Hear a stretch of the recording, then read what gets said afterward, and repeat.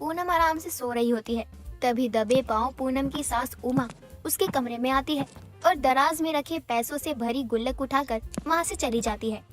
एक दिन पूनम साड़ी लेने के लिए दुकान पर जाती है और दुकान वाले भैया से कहती है, भैया एक अच्छी सी साड़ी दिखा दो। मैडम जी, साड़ी दिखाना ही तो मेरा काम है। आप 2 मिनट रुकिए, मैं अभी आपको ऐसी साड़ी दिखाता हूँ जिसे देखकर आपको भी मन यही कहेगा कि ये साड़ी तो सिर्फ। दुकान वाला एक साड़ी लाता है और पूनम को दिखाते हुए बोलता है, ये देखिए मैडम, ये साड़ी आप पर बहुत अच्छी लगेगी। भैया ठीक तो है, कुछ ज्यादा खास नहीं है, कोई अच्छी दिखाओ ना। भैया वो देखो, वो अच्छी लगी, एक बार जरा वो दिखाना। मैडम जी, वो जरा महंगी है। भैया दिखाओ तो सही, देखने के बाद ही तो लेने का सोचूंगी ना। पूनम के कहने पर दुकान वाला उसे वो साड़ी दिखाता है और वो साड़ी पूनम को बहुत ज्यादा अच्छी लगती है। भैया ये कितनी प्यारी साड़ी है। 10,000 की है ये साड़ी। 10,000? भैया 10,000 की साड़ी कौन पहनता है? अरे ये तो बहुत ज्यादा सस्ती है। लोग तो लाखों की साड़ियाँ पहनते हैं, लेकिन आपको तो ये पसंद आ गई ना, तो चलिए मैं इसे पैक कर देता हूँ।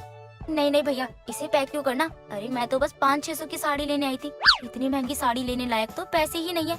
रहने दीजिए भैया, कोई बात नहीं। जब लेना ही नहीं होता तो बोलती ही क्यों हो? औकात होती नहीं साड़ी लेने की और चले आते हैं मुंह उठाकर। अपनी हैसियत देके दुकान में जाया करो। भैया आप ये कैसे बोल रहे हो? मैंने बस एक साड़ी देखने को ही तो मांगी थी, अगर मेरे पास क्यों नहीं लेती? अब क्या देखने के भी पैसे लोगे आप? जब आपको कुछ लेना ही नहीं था तो आपने मेरा टाइम क्यों खराब किया? आपको पता है आपको इससे मेरा कितना समय खराब हुआ है? आपके पूरे खानदान ने भी कभी इतनी महंगी साड़ी देखी है? आप जाइए यहाँ से और मेरा और दिमाग खराब मत कीजिए।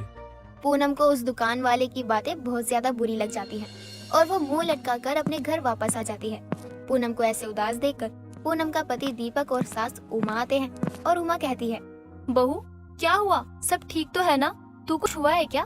माँ जी, मैं एक दुकान पर गई थी जहाँ मैंने एक बहुत अच्छी साड़ी देखी जो मुझे बहुत पसंद आई थी, लेकिन वो ना बहुत ज्यादा ही महंगी थी और दुकान वाले ने मुझे जलील करके भगा दिया। कितनी महंगी थी जो दुकानदार ने तुम्हें दुकान से निकाल दिया?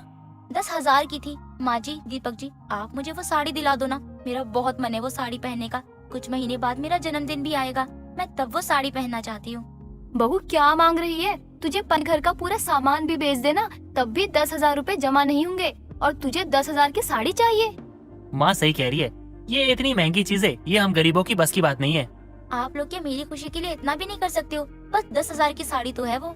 अगर खुशी 10,000 रूपयों में आग लगाने से मिलेगी तो बहू दुखी ही रह।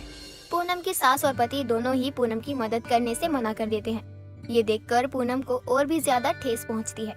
जिसके बाद अगली सुबह पूनम जल्दी से घर का सारा काम करती है और फिर अचार पापड़ बनाने लग जाती है। उमा की जब आँख खुलती है और वो अपनी बहू को अचार पापड़ बनाते उमा अपनी बहू से कहती है, बहू तू ये क्या कर रही है? माँ जी, अब आप लोग तो मुझे वो 10,000 वाली साड़ी दिलाने से रहे, तो मुझे खुद ही अपने लिए कुछ न कुछ करना ही पड़ेगा ना, इसीलिए मैं अचार पापड़ बनाकर लोगों में बेचा करूँगी। पूनम अचार पापड़ का ही नहीं बल्कि लोगों के कपड़े सिलने का काम भी शुरू कर देती है। 1 महीने बाद पूनम के पास 10,000 रूपए जमा हो जाते हैं और पूनम उन पैसों को गुल्लक में डालती है।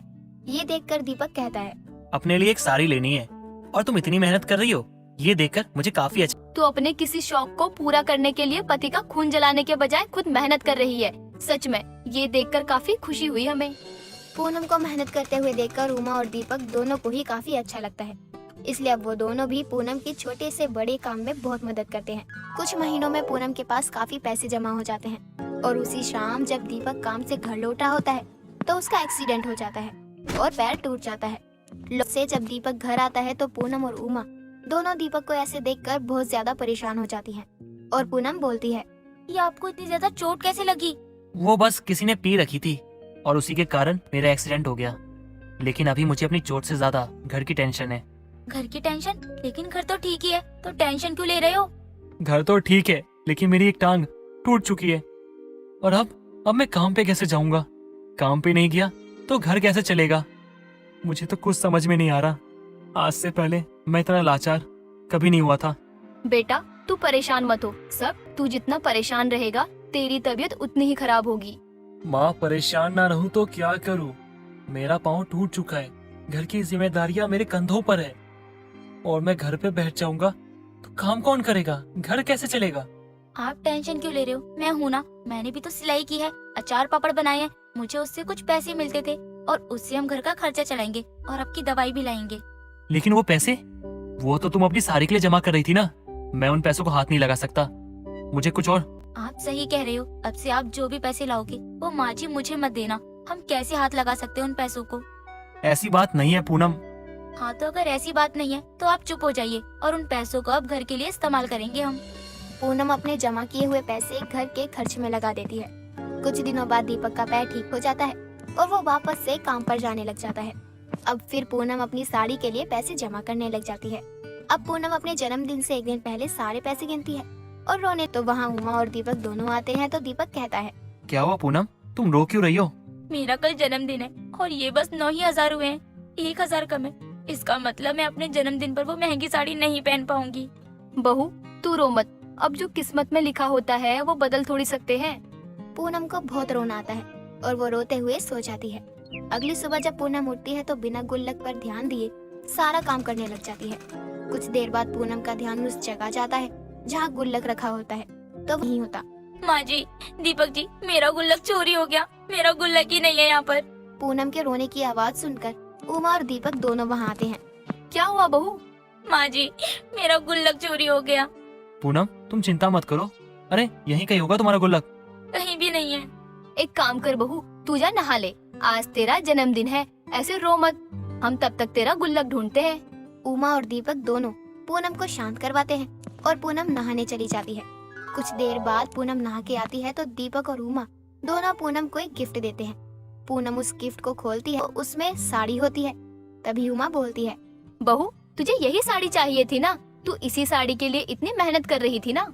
हाँ माँ जी, ये वही साड़ी है जो मुझे चाहिए थी। लेकिन आप लोग कैसे लाए और आपको कैसे पता चला कि मुझे यही वाली महंगी साड़ी चाहिए थी? उस दिन हम बाजार गए थे ना, तो तुमने तो दिखाई थी मुझे वो साड़ी। और रही बात इस साड़ी को घर लाने की, तो इसका पूरा श्रेय तुम्हें ही जाता है। हमने तो बस कुछ पैसे मिलाए हैं। हाँ, और ये साड़ी तेरे ही पैसे की है। तुझे पता था कि हम ऐसी साड़ी तुझे नहीं दिला सकते कभी, लेकिन तू हिम्मत करती रही और हार नहीं मानी। जिस महंगी साड़ी के लिए पूनम इतनी मेहनत कर रही होती है, आखिरकार वो साड़ी पूनम को मिल ही जाती है, जिसे पहनकर अब पूनम मोहल्ले में हर किसी को दिखाती भी है।